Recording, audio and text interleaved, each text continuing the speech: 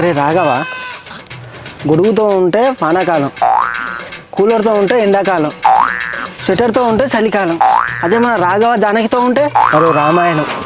సురేష్ ఏం చెప్పినారా? అరే ఆవురా బిట్టు. అరే సూరిగా, ఈ డైలాగ్ చెప్తున్నారా?